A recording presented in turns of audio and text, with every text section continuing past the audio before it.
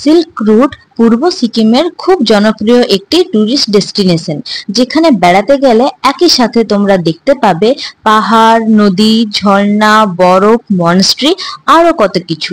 শহরের ব্যস্ততম জীবন থেকে কিছুদিনের ছুটি নিয়ে অব্বিট জায়গার প্রাকৃতিক সৌন্দর্য দেখার জন্য অবশ্যই যেতে হবে এই সিল্ক রুটে। থাকতে পারবে হোমস্টেতে, আর খাওয়া দাওয়া করতে পারবে অর্গানিক সবজি দিয়ে তৈরি, পাহাড়ের মানুষের হাতে নিজের হাতে তৈরি বাড়ির রান্না।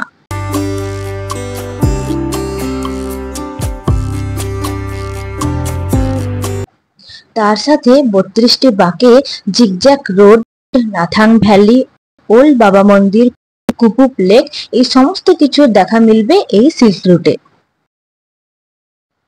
সিল্ক রুট কিভাবে যাবে, কোথায় থাকবে, তোমাদের ট্যুর প্ল্যান কি হবে, গাড়ি, হোমস্টে কিভাবে বুক করবে, কখন গেলে বরফ দেখতে পাবে, সিল্ক রুট যাওয়ার আদর্শ সময় কোনটি, পারমিটের জন্য কি কি ডকুমেন্টস লাগে এবং কত টাকা খরচ হয়, তোমাদের কত টাকা খরচ হতে পারে, সমস্ত কিছু আমি আমার এই সিল্ক রুটের ভ্রমণের মাধ্যমে তোমাদের জানাবো। আমি সিল্ক রুট থেকে গ্যাংটক হয়ে আমার জার্নিটা তোমাদের সাথে শেয়ার করব। তো চলো ভিডিওটা স্টার্ট করা যাক। সিল্ক রুটের উদ্দেশ্যে যাত্রা শুরু করার জন্য প্রথমে আমি চলে এসেছিলাম আদ্রা স্টেশনে। আদ্রা স্টেশন থেকে আমার ট্রেন ছিল বিকেল 5:45 আমার ট্রেনটির নাম ছিল SMVT কামাখ্যা এক্সপ্রেস। জলপাইগুড়িতে ট্রেনটির টাইম ছিল ভোর 5:45। তোমরা যেভাবে আসবে চেষ্টা করবে এনজিপিতে যেন সকাল সকাল পৌঁছানো যায়। আজ আমাদের জার্নির সেকেন্ড দিন, কিন্তু ট্যুরের প্রথম দিন। এনজিপি স্টেশন থেকে নেমে আমাদের আগে থেকে বুক করে রাখা গাড়ি ধরে আরিতারের উদ্দেশ্যে রওনা দিলাম। এই গাড়িটি আমাদের সাথে আগামী 5 দিন থাকবে। এনজিপি থেকে আরিতারের দূরত্ব হচ্ছে 110 কিলোমিটারের মতো, আর সময় লাগে 3 ঘন্টা 50 মিনিটের মতো। আমাদের আরিতারের উদ্দেশ্যে যাওয়ার পথে যে সমস্ত দর্শনীয় স্থানগুলি পড়বে সেগুলি আমরা দেখতে দেখতে যাব। এনজিপি থেকে শিলারি গাঁয়ের দূরত্ব হচ্ছে 94 কিলোমিটার, আর সময় লাগে 3 ঘন্টা 40 মিনিটের মতো। তোমরা চাইলে শিলারি গাঁয়ের হোমস্টেতেও থাকতে পারো, কিন্তু আমরা শিলারি গাঁও হয়ে আরিতারের উদ্দেশ্যে রওনা দিই। শিলিগুড়ির কোলাহল পেরোনোর পরে শুরু হয়ে যাবে ঘন সবুজে মরা সেবক ফরেস্ট। সেবক ফরেস্টের পরে দেখা মিলবে পাহাড়ে যাওয়ার পথে রাস্তার বাম দিকে পড়বে সেবকের জাগ্রত সেবকেশ্বরী মন্দির। ওখান থেকে কিছুটা এগিয়ে গেলেই সেবকের কর্নেশন ব্রিজ। সুন্দর তিস্তা নদীকে ডান দিকে রেখে চলতে চলতে রাস্তা দুদিক ভাগ হয়ে যাবে, যেটা একদিকে যাবে গ্যাংটক, একদিকে যাবে কালিম্পং। আমরা কালিম্পং এর রাস্তার উপর দিয়ে আরিতারের উদ্দেশ্যে যাত্রা শুরু করলাম। যাওয়ার পথে আমরা দাঁড়ালাম একটা ফ্যামিলি রেস্টুরেন্টে, যেখানে আমরা ব্রেকফাস্টটা সেরে ফেললাম রুটি তরকারির সাথে, আর নিয়ে নিয়েছিলাম গরম গরম চা। ইস্ট সিকিমের দর্শনীয় স্থানগুলির মধ্যে আরেকটি অফবিট প্লেস হলো ঋষিখোলা। এটা এনজিপি থেকে এর ডিস্টেন্স হচ্ছে 103 কিলোমিটারের মতো, সময় লাগে 3 ঘন্টা 34-35 মিনিটের মতো। ঋষিখোলার হাইট হচ্ছে সি লেভেল থেকে 2000 ফিট ওপরে। ঋষিখোলা নামটি হয়েছে ঋষি নদীর থেকে। নেপালি ভাষায় খোলা শব্দের অর্থ হচ্ছে নদী। ঋষি নদীর ওই দিকের পাটটা হচ্ছে ওয়েস্ট বেঙ্গল, আর এই দিকের পাটটা হচ্ছে সিকিম। যাত্রাপথে আমরা যে জায়গাটা এসে পৌঁছালাম সেই জায়গাটার নাম হলো রেনক, যেখানে আছে সিদ্ধিবিনায়ক গণেশজির মন্দির। এই মন্দিরে 16 হাত বিশিষ্ট 12 ফিট লম্বা গণেশ মূর্তি আছে। অ্যাট লাস্ট ফার্স্ট ডে আমাদের ডেস্টিনেশনে এসে পৌঁছালাম আরিতার। আমাদের হোমস্টের নাম হচ্ছে Tenzing homestay. Aritar sea level থেকে 4600 ফিট উপরে। শীতকালে আরিতারের তাপমাত্রা লোয়েস্ট 4 ডিগ্রির মতো থাকে, আর হাইয়েস্ট থাকে 7 থেকে 8 ডিগ্রির মতো, আর অ্যাভারেজ তাপমাত্রা মোটামুটি 18 থেকে 20 ডিগ্রির মতো থাকে। আমাদের এই সিল্ক রুট ভ্রমণের অভিজ্ঞতাটি সেপ্টেম্বর মাসে হওয়ার জন্য এখানে আমরা বিভিন্ন রকমের ফুল দেখতে পাই। চলো আমরা এবার একটু হোমস্টেটা ঘুরে দেখি। এখানে হোমস্টেটা বেশ সুন্দর সাজানো গোছানো। সেপ্টেম্বর মাস অফ সিজন হওয়ার কারণে আমাদের সব হোমস্টেতেই fooding plus lodging per head 800 টাকা করে লেগেছে। আর সিজনের সময় এই হোমস্টেগুলোর কস্ট ফুডিং অ্যান্ড লজিং 1500 থেকে 1800 পর্যন্ত হতে পারে। এই তেনজিং হোমস্টের একেবারে উপরে ছাদের মধ্যে ছিল খুবই সুন্দর ডাইনিং হল, যেখানে খাবার ব্যবস্থা ছিল খুবই সুন্দর। প্রত্যেকটি হোমস্টেতে দুপুরের মেনুতে ডিম ভাত ছিল কম্পালসারি, তাতে ছিল একটা তাদের বানানো সুন্দর একটা সবজি। খাওয়া দাওয়ার পর পায়ে হেঁটে সামনাসামনি কিছু কিছু জায়গা আমরা দেখার জন্য বেরিয়ে পড়লাম। বিকেলে স্ন্যাক্সের আইটেমে ছিল চা আর ভেজ পকোড়া, রাতে ছিল রুটি আর চিকেন। আজ ছিল আমাদের ট্যুরের দ্বিতীয় দিন। সকাল সকাল আরিতারের একটা সুন্দর মনেস্ট্রি দর্শন করে সেখান থেকে আমরা ফেরার পথে যে কাঞ্চনজঙ্ঘার টপ পয়েন্ট যে দূরবীনের সাহায্যে দেখতে পাবো এই সেপ্টেম্বর মাসে, সত্যিই তা ভাগ্যের ব্যাপার। এরপর আমরা চা আর ব্রেকফাস্টে ছিল রুটি, আলুর তরকারি আর সাথে ছিল আচার খাওয়া দাওয়া করে সেখান থেকে বেরিয়ে পড়লাম নিমাচেনের উদ্দেশ্যে।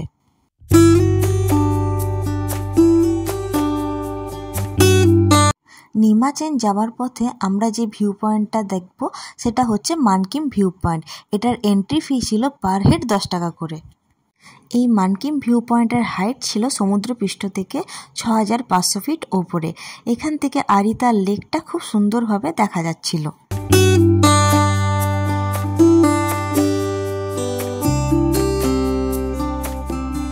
এবার আমরা এসে পৌঁছালাম লামপোখারি বা আরিতার লেকের কাছে। এখানে পার গাড়ি এন্ট্রি ফি ছিল 30 টাকা করে, আর পার হেড এখানে 10 টাকা করে টিকিট লাগছিল। এই লেকে প্রচুর মাছ ছিল, এই লেকটা তোমরা পুরো গোল করে ঘুরেও আসতে পারো। এবার আমরা এসে পৌঁছালাম রুংলি মার্কেটের কাছে। এই রুংলি মার্কেটে গাড়ি দাঁড়ানোর একমাত্র কারণ হচ্ছে এখানে পারমিটের জন্য। এখানে সিল্ক রুট পারমিট কস্ট হচ্ছে পার গাড়ি 800 টাকা করে। সিল্ক রুট পারমিটের জন্য যে ডকুমেন্টসগুলো লাগছে সেটা হচ্ছে ভোটার আইডি আর পাসপোর্ট সাইজের ফটো, সাথে ছোট বাচ্চা থাকলে তার বার্থ সার্টিফিকেট আর ফটো। পারমিটের জন্য আমাদের ডকুমেন্টসগুলো আগে থেকে ড্রাইভার সাহেব কালেক্ট করে নিয়েছিল। রুংলি মার্কেটে পারমিটের পেপারটা শুধু কালেক্ট করার জন্য দাঁড়ানো হয়েছিল। এরপর সিল্ক রুটের উদ্দেশ্যে যাওয়ার পথে বিভিন্ন চেকপোস্টে সেই পেপারটা দেখাতে হবে। রুংলি মার্কেট ছিল অনেকটাই সস্তা, গ্যাংটকের থেকেও এখানে অনেক কমে জিনিস পাওয়া যাচ্ছিল। তোমরা চাইলে এখান থেকেও কিছু কেনাকাটি করতে পারো। অ্যাট লাস্ট আমাদের ডে 2 এর ডেস্টিনেশন নিমাচেনে এসে আমরা পৌঁছালাম। তখন বৃষ্টিও হচ্ছিল প্রচণ্ড। আমাদের এই নিমাচেনের হোমস্টেটার নাম ছিল লু জাংলা হোমস্টে। সমুদ্রপৃষ্ঠ থেকে নিমাচেন 7800 ফিট ওপরে। অফবিট প্লেসগুলি যে এত সুন্দর হয়, হয়তো এই জায়গাগুলিতে না এলে তা বুঝতেই পারতাম না। নিমাচেনও আমাদের fooding and lodging per head 800 করে টাকা লেগেছে। পিক সিজন হলে এই টাকা 1800 টাকা পর্যন্ত হয়ে থাকে, কিন্তু আমরা অনেক সস্তাতেই এই জায়গাগুলি ঘুরে এসেছি। প্রত্যেকটি অফবিট প্লেসের হোমস্টেগুলি ছিল একেবারে বাড়ির মতো। এগুলো ছিল দেখতেও যেমন সুন্দর, সেরকম ছিল পরিষ্কার পরিচ্ছন্ন। হালকা ভারী বৃষ্টির মধ্যে এই অফবিট প্লেসের সৌন্দর্য যেন আরও বেশি করে ফুটে উঠছে। দুপুরের লাঞ্চে ছিল পাহাড়ি মানুষদের হাতের তৈরি অসাধারণ মেনু। এই প্রত্যেকটি হোমস্টেতে দুপুরে ডিমের আইটেম আর রাতে চিকেন কম্পালসারি। বিকেলে স্ন্যাক্সে ছিল চা আর ভেজ পকোড়া। রাতে ডিনারে ছিল চিকেন, রুটি, আলু ভাজা, সাথে ছিল আচার। আজ আমাদের ট্যুরের তৃতীয় দিন। আমাদের সিল্ক রুট ভ্রমণ সেপ্টেম্বর মাসে হওয়ার জন্য আমরা বরফের দর্শন পাইনি। ডিসেম্বর থেকে মার্চের মাঝামাঝি পর্যন্ত এখানে বরফ দেখা যায়। শীতকালে এখানে বরফের কারণে রাস্তা আবার বন্ধও হতে পারে, আর কখন স্নোফল হবে, কখন রাস্তা বন্ধ থাকবে কেউ সেটা বলতে পারে না। পুরোটাই ডিপেন্ড করে ওয়েদারের ওপর। ব্রেকফাস্ট খাওয়ার জন্য যাচ্ছি। ব্রেকফাস্টে ছিল সুজির আটার তৈরি ধপধপে সাদা রুটি, আলুর তরকারি, সাথে ছিল আচার। প্যাকিং কমপ্লিট, এবার আমরা বেরোচ্ছি। এখানে পুরো কাদা অবস্থা, কাল যা বৃষ্টি হয়েছে। যাওয়ার পথে আমরা এসে পৌঁছালাম কিউখোলা ফলসের কাছে। কিউখোলা ফলসকে অনেকে কালীখোলা ফলসও বলে থাকে। আমাদের নেক্সট ডেস্টিনেশন হলো জুলুক।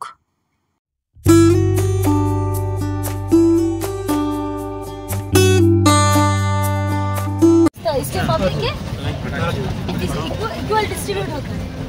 हम लोग वहाँ के আমরা একটা মনেস্ট্রি দেখতে এলাম এবারে। আর আমরা একদম এন্ডে চলে এসেছি। হ্যাঁ, এখানে যেমন এসছি এখানে ডেড এন্ড আছে একদম। এর আগে রাস্তা নেই। এর আগে আর রাস্তা নেই। আবার যেমন এসছি সেরকম নিচে নেমে যাব। এখানে একটা মনেস্ট্রি আছে, এই যেখানে কত সুন্দর লাগছে দেখতে। সবাই ঘুরিয়ে ঘুরিয়ে যাচ্ছে। এটা কি ওম মানি পেমা? আচ্ছা আচ্ছা, ঘোরাই ওম মানি পেমা। এভরিডে বিকেলে চায়ের সাথে ভেজ পকোড়া খাওয়ার পর সবার মনে হয়েছে আজকে জুলুকে গিয়ে চিকেন পকোড়া খাওয়ার। তাই আমাদের ড্রাইভার সাহেব সেই ব্যবস্থা করে দিল আমাদেরকে। জুলুকে রাতের ডিনারে যেখান থেকে চিকেন কেনা হচ্ছে, ড্রাইভার সাহেব আমাদের জন্য সেখান থেকে চিকেন নেওয়ার ব্যবস্থা করে দিলেন এই চিকেন পকোড়ার জন্য। চিকেন পকোড়ার জন্য যে চিকেনটা কেনা হয়েছিল এটা আমরা নিজেরাই কিনেছিলাম। এখানে পার কেজি 260 টাকা করে চিকেন লেগেছিল। আমরা মোটামুটি 2.5 কেজির মতো চিকেন নিয়েছিলাম। ডে 3 ডেস্টিনেশনে আমরা পৌঁছে গেলাম। আমরা পৌঁছে গেছি জুলুকে। এখানকার হোমস্টের নাম হচ্ছে আমাদের দিল মায়া হোমস্টে। এই জুলুকের উচ্চতা সমুদ্রপৃষ্ঠ থেকে 9400 ফিট ওপরে। শীতকালে এখানে পুরো বরফে মোড়া হয়ে থাকে। প্রত্যেকটা হোমস্টের ওপর বরফের চাদর হয়ে থাকে। জুলুকের তাপমাত্রা অত্যন্ত কম থাকার জন্য আমাদের এই হোমস্টেটা দেখছি পুরোটা কাঠের তৈরি। এখানকার দেয়ালগুলো পুরো কাঠের। জুলুকের এই হোমস্টেটার প্রত্যেকটা রুম চলো একটু ঘুরে দেখে নিই। এটা ছিল আমাদের রুম। এই রুম থেকে বাইরের ভিউটা ছিল খুবই সুন্দর। এখানে জানলাটার থেকে বাইরের দৃশ্যটা দেখতে খুবই সুন্দর লাগছিল। আর পাশে একটা ব্যালকনিও ছিল যেখান থেকে বাইরের পরিবেশটা আরও বেশি সুন্দর লাগছিল। আমাদের এই সিল্ক রুট ভ্রমণের অভিজ্ঞতাটি কোনো ট্রাভেল এজেন্সির দ্বারা হয়নি। আমরা কোনো ট্রাভেল এজেন্সি বুক করে আসিনি। আমরা আমাদের এই ড্রাইভার সাহেবকে ফোন করেই তিনি সমস্ত হোমস্টের সাথে যোগাযোগ করেন এবং 4 রাত্রি 5 ডেজের ট্যুর প্ল্যান আমাদেরকে দেন। আমাদের এই ড্রাইভার সাহেবের দ্বারা এই ট্যুর প্ল্যানটি হওয়ার জন্য আমাদের ট্যুরের খরচাটা অনেকটাই কম হয়েছে, যেটা ট্রাভেল এজেন্সির দ্বারা করলে হয়তো একটু বেশি পড়তো। জুলুকে আমাদের হোমস্টে থেকে একটু নিচের দিকে তাকালে দেখা যাচ্ছে একটা জলাশয়ের মতো। সবাই মিলে এসে দেখছি এখানে প্রচুর রকমের মাছ। তার মধ্যে বড় সাইজের অনেকগুলি মাছ দেখতে পেলাম, তার নাম আবার স্ট্রাউট। জুলুকের আমাদের বিকেলের স্ন্যাক্সে সবার জন্য চা আর ভেজ পকোড়া চলে এসেছে। আর ওয়েদারটা একটু বৃষ্টি ছিল, সারাদিন প্রায় বৃষ্টি পড়ছিল। জুলুকের ভিউটা এত সুন্দর, পুরো ঠান্ডা ঠান্ডা ওয়েদার। আর এখানে আমাদের এখন বনফায়ার হবে, ও সব কিছু রেডি হচ্ছে, কাঠ সব কিছু। ও বাবারে প্রচুর ঠান্ডা। এই যে জায়গাটা, এটা তো বললাম তোমাদেরকে, এটা আমাদের হোমস্টে। এখানে মানে শীতকালে প্রচুর বরফ। আমরা সকলে চিকেন পকোড়ার সাথে বনফায়ারের জন্য বেশ উদ্যোগী ছিলাম, কিন্তু দুর্ভাগ্যবশত আবার বৃষ্টি চলে আসার জন্য বনফায়ারের জন্য সমস্ত ব্যবস্থা করে ফেলার পরও আমরা করতে পারলাম না। যাক, আর কি করা যাবে, বনফায়ারের সামনে তো হলো না। রুমে বসে আমাদেরকে সেই চিকেন পকোড়াগুলি খেতে হলো। আমাদের ডিনার রেডি। আচার, স্যালাড, গরমাগরম রুটি, গরম গরম চিকেন আর আলু ভাজা। আজ আমাদের ডে 4। এই আগস্ট সেপ্টেম্বর মাসে জুলুকে রডোডেন্ড্রন ফুলের গাছ দেখা যায়। জুলুক থেকে আমরা সকালে চা আর ব্রেকফাস্টে ম্যাগি খেয়ে গ্যাংটকের উদ্দেশ্যে রওনা দিই।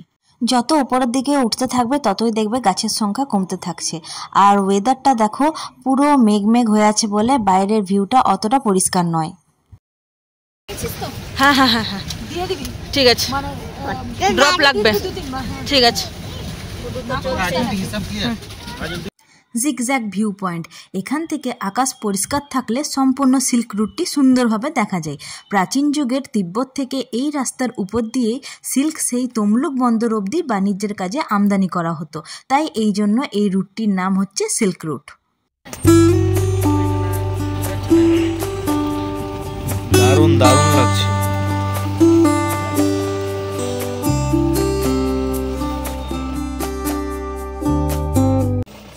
আমরা এখন আছি থাম্বি ভিউ পয়েন্টে, 11,200 ফিট। আমরা এখনো অনেক উঁচুতে উঠবো। ওয়েদার ভালো থাকলে, আকাশ যদি পরিষ্কার থাকে, এই থাম্বি ভিউ পয়েন্ট থেকে সিল্ক রুটের রাস্তাটা পুরো পরিষ্কার সুন্দরভাবে দেখা যায়। শীতকালে বরফের কারণে রাস্তা ক্লোজ থাকলে এই পর্যন্তই গাড়ি আসে। ধরা যাক জানুয়ারি থেকে মার্চের মাঝামাঝি পর্যন্ত বরফের কারণে রাস্তা যদি বন্ধ থাকে আর যদি স্নোফল হয় তাহলে গাড়ি এই পর্যন্তই লাস্ট আসে। আবারও বলছি যে ওয়েদারের উপরই পুরোটা ডিপেন্ড করে কখন স্নোফল হবে আবার কখন রাস্তা বন্ধ থাকবে। ইয়াক होने का वहाँ पर उसके साथ फोटो खींचने के लिए पैसा लेता है। ইয়াক এটা এবারে রাস্তার ওপর পড়বে নাথাং ভ্যালি। এটা সমুদ্রপৃষ্ঠ থেকে 13,500 ফিট ওপরে। এখানে দেখতে পাবে তোমরা সুন্দর সুন্দর ফুলের গাছ আর পড়বে হোমস্টে। এরপর আমরা চলে এলাম ওল্ড বাবা মন্দিরে, যেটা সমুদ্রপৃষ্ঠ থেকে 13,123 ফিট ওপরে। এখানে বাবা হরভজন সিং এর একটি মন্দির আছে। সিঁড়ি দিয়ে উপরে উঠে গেলে বাবার অফিস, থাকার জায়গা, জামা কাপড়, বুট সমস্ত কিছু তোমরা দেখতে পাবে। প্রতিদিন গুছিয়ে রাখা হয় বিছানা, জামা কাপড়, কিন্তু পরের দিন আবার সমস্ত কিছু অগোছালো হয়ে যায়, যেন কেউ এই সমস্ত কিছু ব্যবহার করেছে। মন্দিরের পাশে আছে একটা আর্মিদের ক্যাফে এরিয়া, যেখানে তোমরা টাকার বিনিময়ে কফি, ম্যাগি, মোমো সমস্ত কিছু খেতে পারবে। এরপর যে লেকটি দেখতে পাচ্ছ, এই লেকটির নাম হচ্ছে কুপুপ লেক বা এলিফ্যান্ট লেক। এটি 13,066 ফিট উপরে অবস্থিত। জায়গাটির নাম কুপুপ হওয়ার জন্য এই লেকটিকেও কুপুপ লেক বলা হয়, আর আকৃতিটি হাতির মতো হওয়ার জন্য এই লেকটির নাম এলিফ্যান্ট লেক। এই কুপুপ জায়গাটি চীন ও ভারতের সীমান্তের মধ্যে ভারতের শেষ ভিলেজ নামে জানা যায়। এরপর আমরা চলে এসেছি নাথুলা পাসে। নাথুলা পাস হলো ভারত ও চীনের বর্ডার অঞ্চল। এই নাথুলা পাসে আছে ভারত ও চীনের মাঝে কাঁটাতারের বেড়া।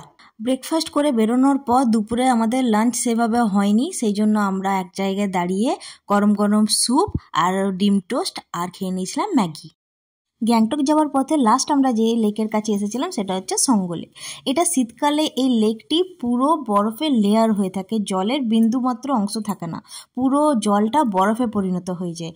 আর এইখানে আছে ভারতের সর্বোচ্চ রোপওয়ে। গ্যাংটকে পৌঁছানোর পর আমাদের গাড়ি আমাদেরকে ভাজরাস ট্যাক্সি স্ট্যান্ডে নামিয়ে দেয়, যেখান থেকে 200 টাকা করে ট্যাক্সি করে আমরা আমাদের হোটেলে এসে পৌঁছাই। গ্যাংটকে আমরা যে হোটেলটিতে ছিলাম, হোটেল তিস্তা রঙ্গিত, এই হোটেলটি আমাদের আগে থেকে জানাশোনা ছিল, তাই আমরা ফোন করে বুক করি। হোটেলের বুকিং নাম্বার আমি আমার ডেসক্রিপশনে দিয়ে দেবো। হোটেলটা দেখো খুবই সুন্দর ছিল আর দেখতেও খুব ভালো ছিল। গিজারের ব্যবস্থা তো প্রত্যেকটা রুমেই ছিল। গ্যাংটকেও আমাদের হোটেলে ফুডিং অ্যান্ড লজিং মিলে পার হেড 800 করে টাকা লেগেছিল। সন্ধ্যেবেলায় সকলে মিলে একসাথে বেরোলাম এমজি মার্গের উদ্দেশ্যে। যতবারই গ্যাংটকের এই মার্কেটটায় আসি প্রতিবার নতুনের মতোই লাগে। টুকটাক খিদে পাওয়ার জন্য সকলে মিলে আমরা ঢুকে গেলাম এমজি মার্গের একটা রেস্টুরেন্টে, যেখানে আমরা মোমো আর চাউমিন খেয়েছিলাম। রাতে আমাদের হোটেলের নিচেই ছিল খাওয়া দাওয়ার ব্যবস্থা, যেখানে ছিল ভাত, ডাল, পটলের তরকারি, পাঁপড় আর ছিল চিকেন। ডে 5 আজ ছিল আমাদের ট্যুরের লাস্ট দিন। আজ ছিল বাড়ি ফেরার পালা। মনটা একটু খারাপ, কিন্তু হোটেলের ছাদে উঠে কাঞ্চনজঙ্ঘার দৃশ্য দেখে সকলের মন আবার ভালো হয়ে যায়। ব্রেকফাস্টে রুটি আলুর তরকারি খেয়ে 4 সিটারের যে ট্যাক্সি, যেগুলোর ভাড়া 200 টাকা করে, সেই ট্যাক্সি করে চলে আসি আমরা দেওরালি স্ট্যান্ডে। কারণ সেই দেওরালি স্ট্যান্ডে আমাদের জন্য অপেক্ষা করছিল 5 দিন আমাদের সাথে থাকা সেই আমাদের গাড়ি। আমাদের ড্রাইভার সাহেব এবার আমাদেরকে এনজিপি স্টেশনে পৌঁছে দেবে। হোটেল থেকে ট্যাক্সি করে আসার একটাই কারণ, সেটা হচ্ছে বড় গাড়ি আর বেলা হয়ে গেলে মানে 8টার পর আর ঢুকতে দেয় না। আমাদের ড্রাইভার সাহেব ছিল খুবই ভালো, তার মাধ্যমে আমাদের এই ট্যুরটা সিল্ক রুটটা আমরা খুব সুন্দরভাবে ঘুরেছি। হোমস্টেতে খুব সুন্দরভাবে থেকেছি, খেয়েছি, খুব ভালো লেগেছে আমাদের। প্রথমে আমরা আমাদের এই ড্রাইভার সাহেবকে ফোন করি, তিনি প্রত্যেকটা হোমস্টের সাথে যোগাযোগ করেন এবং প্রত্যেক জায়গার পারমিট তিনিই করেন, তার দায়িত্ব সবই ড্রাইভার সাহেবেরই ছিল। এই যে আমাদের ড্রাইভার সাহেব, আমি আমার স্ক্রিনে তার নাম এবং ফোন নাম্বার দিচ্ছি, এমনকি আমার ডেসক্রিপশনেও তার নাম ফোন নাম্বার দেওয়া থাকবে, তোমরা চাইলে যোগাযোগ করে নিতে পারো। এনজিপি যাওয়ার পথে আমাদের লাঞ্চ করতে অনেকটাই দেরি হয়ে গেছিলো, প্রায় 4টের কাছাকাছি বেজে গেছিলো। আমরা চিকেন থালি নিয়ে নিয়েছিলাম। পৌঁছে গেছি আমরা এনজিপি স্টেশন। আমাদের ট্রেন রাত্রি 10টা। আমাদের যে ট্রেনটি ছিল সেই ট্রেনটির নাম ছিল নিউ জলপাইগুড়ি চেন্নাই। এনজিপি পৌঁছাতে আমাদের অনেকটাই দেরি হয়ে গেছিলো। যদি তোমরা এনজিপি একটু তাড়াতাড়ি পৌঁছাতে পারো, মোটামুটি হাতে যদি 3-3.5 ঘন্টা সময় থাকে, তাহলে হংকং মার্কেটটা একবার ঘুরে আসতে পারো। কারণ হংকং মার্কেটটা আকারে অনেক বড় আর ওখানে এভরিথিং সব জিনিস পাওয়া যায় আর বার্গেনিংও অনেক হয়। তোমরা চাইলে একবার ঘুরে দেখতে পারো। চলো আমরা আমাদের 5 দিনের ট্যুর প্ল্যানটা শর্টে আলোচনা করে নিই। ডে 1 হচ্ছে NJP to Aritar, day 2 Aritar থেকে হচ্ছে নিমাচেন, ডে 3 ছিল নিমাচেন টু জুলুক, ডে 4 ছিল জুলুক থেকে গ্যাংটক, অ্যান্ড লাস্ট ডে 5 ছিল Gangtok to NJP. East Sikkim বা সিল্ক রুটের প্যাকেজ কস্ট চলো একবার আলোচনা করে নিই। ধরা যাক তোমাদের গ্রুপে তোমরা 8 জন আছো, সবসময় মনে রাখবে বেশি সংখ্যক লোক গেলে খরচ হবে অনেকটাই কম। সেপ্টেম্বর মাসে অফ সিজন বলে আমাদের 8 সিটারের গাড়ি এক এক দিন লেগেছে 3200 টাকা করে, কিন্তু সিজনের সময় এই ভাড়াটাই 4 থেকে 4500 এক এক দিন হয়ে যায়। এবার চলো 4 দিনের হোমস্টে, ফুডিং অ্যান্ড লজিং আমাদের লেগেছে 800 টাকা করে, কিন্তু এগুলো সিজনের সময় 1500 থেকে 1800 টাকার মতো হয়ে যায়। পারমিটের খরচা বলতে সিল্ক রুটে 800 টাকা পারমিট লেগেছে, আর নাথুলার জন্য পার গাড়িতে 4000 করে পারমিট লেগেছে। এন্ট্রি ফি, পার্কিং, ট্যাক্সি ভাড়া, ভাজরা স্ট্যান্ড থেকে হোটেল, হোটেল থেকে দেওরালি স্ট্যান্ড সব মিলে 1220 মতো লেগেছে। আমাদের এই সেপ্টেম্বর মাসে ট্যুরের যে খরচা হয়েছে এক একজনের, সেটাই তোমাদের বলছি, 5953 করে অ্যাপ্রক্স এক একজনের লেগেছে। নর্থ সিকিমের গুরুদংমা লেক, লাচুং, লাচেং যাওয়ার ইচ্ছাটা ছিল, কিন্তু রাস্তা বন্ধ থাকার কারণে আমরা সেই জায়গাগুলো ঘুরে আসতে পারিনি। সম্ভব হলে হয়তো সেই জায়গাগুলো ঘুরে আসতে পারবো। আশা করছি সিল্ক রুটের ভ্রমণের আমার এই অভিজ্ঞতাটি তোমাদের ভালো লেগেছে। আর ভালো লাগলে একটা লাইক করবে। আবার দেখা হবে নতুন একটা ভিডিওতে। বাই।